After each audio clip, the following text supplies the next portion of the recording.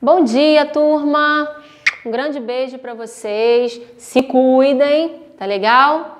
Bom, finalizamos as fixações, ok? E agora vamos dar sequência aí novamente ao nosso assunto, né? Os nossos assuntos dos livros, tá legal? Bom, hoje nós falaremos sobre um assunto que já passou, mas tá bem pertinho, tá? Foi um feriadinho que nós tivemos aí do dia 7 de setembro, né? Do qual comemoramos o quê? A independência do Brasil. Bom, e aí tia Aline não passou matriz nenhuma, por quê? Porque vocês têm esse assunto no livro de história de vocês, ok? Então hoje utilizaremos o livro de história, tá? Iremos utilizar da página 100 até a página 102 e também utilizaremos o livro de língua portuguesa, as páginas 194 e 195, ok? Bom, então no nosso livro de história, né, na página 100, o assunto é independência do Brasil. Bom, porque, né, como o nosso Brasil se tornou o quê? Independente. E aí, se a gente pensar lá de trás, né, quem descobriu o nosso Brasil foram os portugueses, né? Os portugueses vieram de onde? De Portugal. E aí, Portugal sempre pertenceu Brasil pertenceu sempre a quem? A Portugal. Por quê? Porque quem descobriu o Brasil foram os portugueses, certo? Mas aí houve o quê? Houve todo uma mudança aí em muitas situações, até o nosso Brasil se transformar num país independente. Vamos ver como que isso ocorreu? Então, aqui no livro de vocês, tá? Tia Aline vai fazer a leitura aqui, mas vocês em casa também têm que estar fazendo a leitura também, tá legal? Tem que exercitar a leitura aí de vocês. Então, vamos lá. Independência do Brasil. Bom, se vocês observarem aí, a tia Aline deu um salto, tá? Eu pulei alguns capítulos aí, mas não tem problema. Depois eu retorno, tá legal? Que é para ela não precisar fazer uma matriz, então eu dei uma avançadinha aí no livro, aí nesse assunto da independência. Dom João VI, ao partir para Portugal, deixou seu filho, o príncipe Dom Pedro, governando em seu lugar.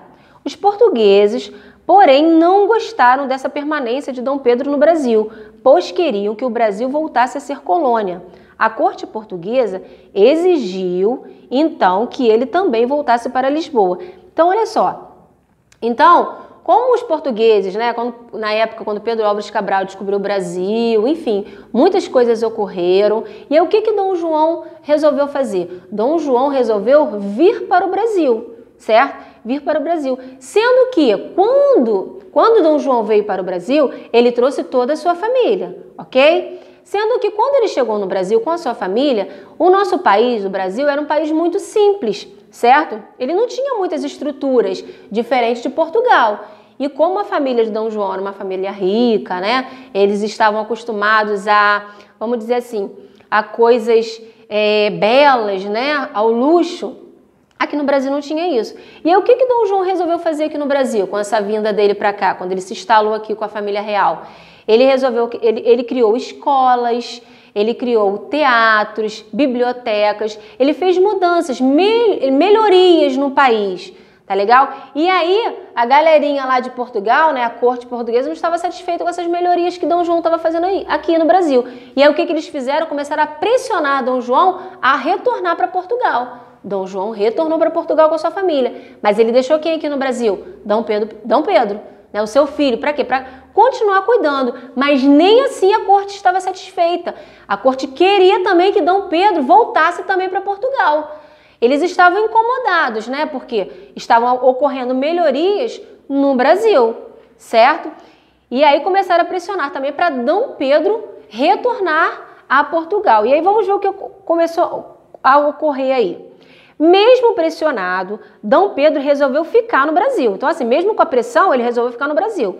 José Bonifácio de Andrada e Silva, ministro do reino, aconselhou o príncipe a assinar um decreto declarando que as ordens da coroa portuguesa só seriam obedecidas no Brasil com a sua autorização. Esse ministro aqui, o José Bonifácio, ele foi um grande amigo de Dom Pedro na época. Ele dava bons conselhos e ajudava muito a Dom Pedro, né, sobre diversas questões do país. Diante disso, a coroa portuguesa enviou ordens que anulavam todos os direitos do príncipe e ameaçou mandar tropas ao Brasil para obrigar a Dom Pedro a voltar para Portugal. Só que Dom Pedro não queria retornar a Portugal, seu país de origem, ele queria ficar no Brasil. Ele estava se adaptando ao país, né? Estavam fazendo melhorias. E a corte gostaria o quê? Que o Brasil continuasse a ser o quê? Colônia, né? Lembra daquela situação lá atrás da colônia, daquelas expedições colonizadoras, né, que nós lemos? Então, assim, que continuariam a explorar, né, a população, a cuidar das terras, né, a criar, gerar empregos, moradias, enfim, mas eles não queriam que a família real permanecesse no Brasil, eles queriam que voltasse para o país deles de origem. Só que Dom Pedro não acatou as ordens vindas pela coroa portuguesa, né, ele permaneceu no país. Dom Pedro decidiu cortar os laços que uniam o Brasil a Portugal e proclamou a independência do Brasil no dia 7 de setembro de 1822. Porque assim, como os portugueses descobriram o Brasil, os portugueses são de Portugal. E aí Brasil, o nosso país, o Brasil, ele sempre pertenceu a Portugal. Só que, após isso, o que ocorreu? Ocorreu a independência. E quem proclamou essa independência? Dom Pedro. E aí, proclamando essa independência, o que ocorreu? O Brasil deixou de pertencer a Portugal. Ele se tornou um país independente, né? Cortou-se os laços. E quem cortou os laços? Dom Pedro, ok? Logo a seguir, em 12 de outubro, foi aclamado imperador do Brasil, com o título de Dom Pedro I, porque antes ele só tinha o título de Dom Pedro, depois passou a se chamar Dom Pedro I. Essa data marcou o início do período colonial brasileiro, mas a forma de governo permaneceu como uma monarquia. Sua coroação como imperador do Brasil ocorreu em 1º de dezembro de 1822, no Rio de Janeiro. Então, muitas coisas ocorriam onde? Na cidade do Rio de Janeiro. Então, assim, como ele proclamou a independência do Brasil, né? O Brasil tornou-se um país o quê? Independente. E aí não tinha, antes disso não tinha comando, não tinha nada, né? Uma pessoa que comandasse, né? E com essa independência, muita coisa se modificou. O Brasil passou a ter quem? Dom Pedro, né? Como, vamos dizer assim, como comando do Brasil, né? Ele passou a mandar, comandar as situações que iriam ocorrer no nosso país. E aí, como não existia forma de governo nenhuma, né, o governo passou a se chamar o quê? Monarquia, certo? Hoje, nos dias atuais, qual seria a forma de governo do nosso Brasil? Seria a monarquia ainda? Não. Na época que Dom Pedro proclamou a independência, a monarquia, ela não existia presidente, governador, vereador, nada disso, né? Eram reis, rainhas, príncipes, imperador, né? Eram essas pessoas aqui que dirigiam, que comandavam o nosso país. Nos dias atuais, a nossa forma de governo é república, né? Porque nós temos o quê? Nós temos um presidente da república. E aí, atrás do nosso presidente, nós temos o quê? Governadores, senadores, né, deputados, enfim, essa galera toda aí que ajuda, né, no caso o presidente, a comandar o nosso Brasil, certo? Bom, e aqui embaixo tem uma imagem, tá, de uma cerimônia de sagração de Dom Pedro I como imperador aí do Brasil, né? Olha como aí na imagem mostra muita riqueza, né?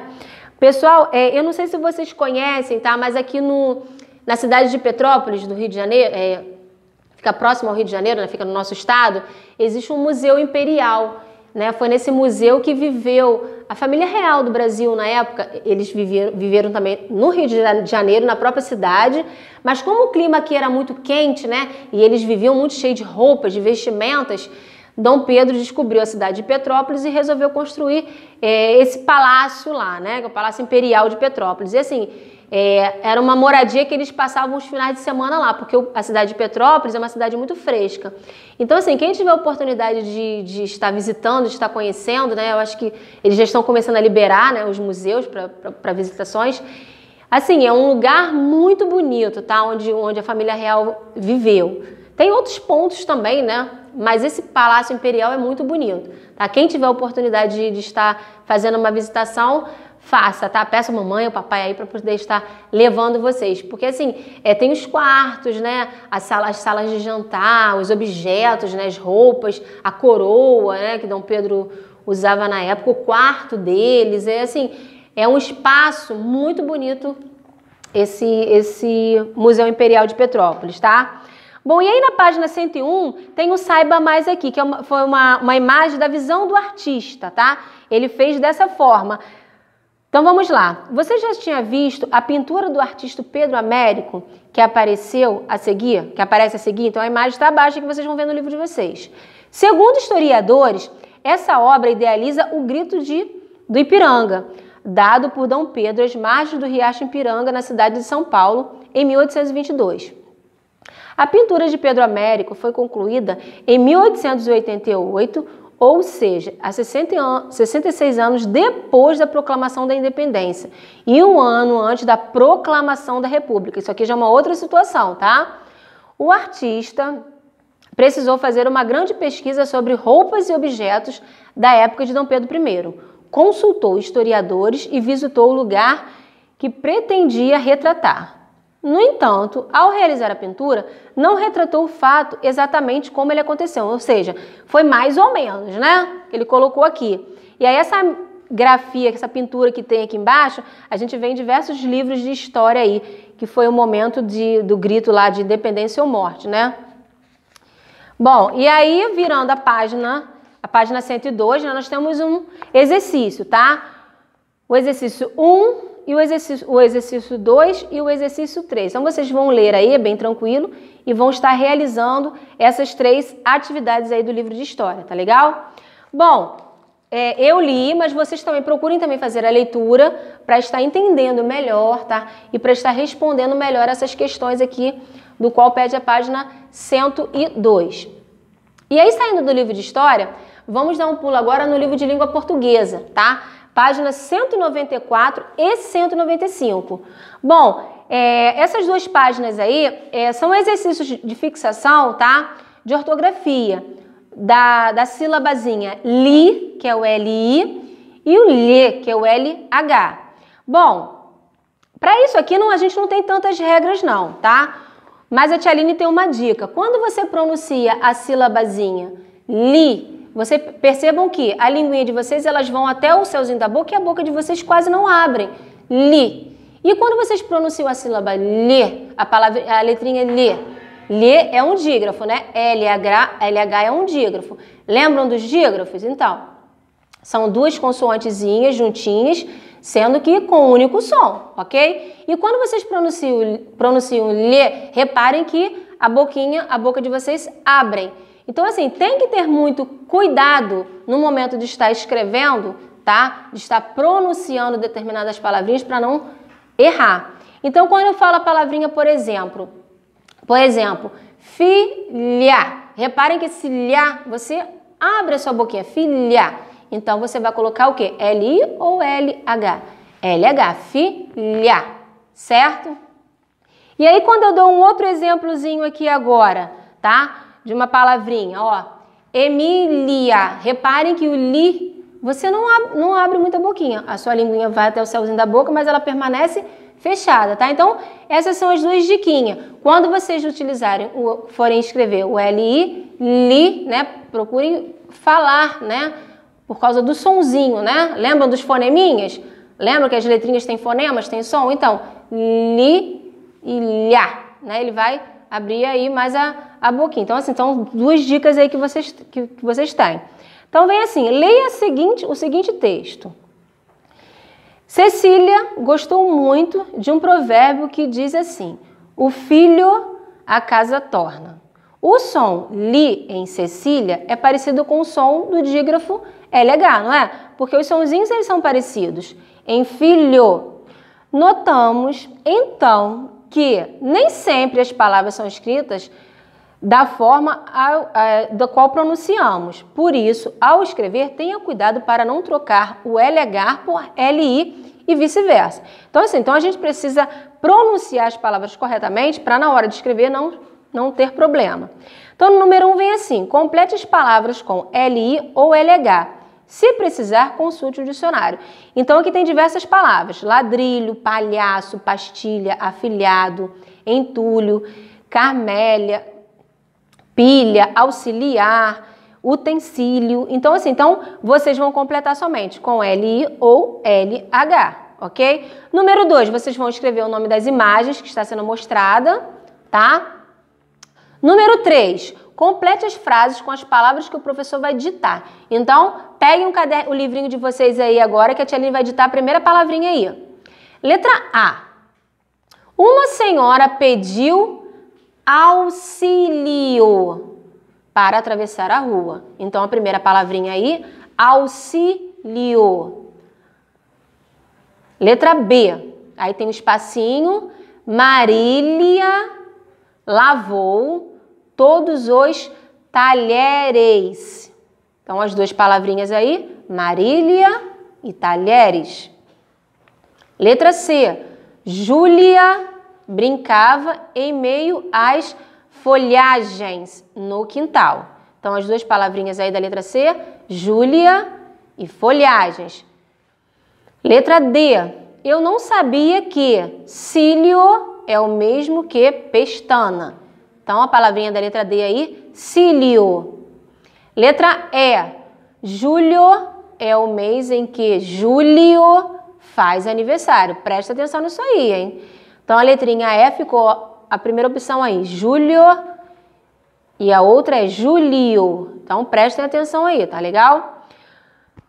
Número 4. Junte-se com um colega e complete a cruzadinha com as respostas das dicas. Então, vocês vão ter que fazer sozinhos mesmo, né? Tem que prestar atenção nas dicas. Número 1, som alto, estrondo. Que palavrinha seria essa daí? Letra B, calçado com tiras que prendem o pé à sola.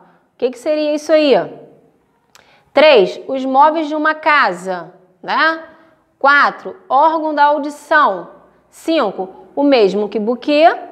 6, extensão da terra cercada de água por todos os lados. Então, assim, a dica aí é o seguinte, são palavrinhas que vão ter li e lhá, né?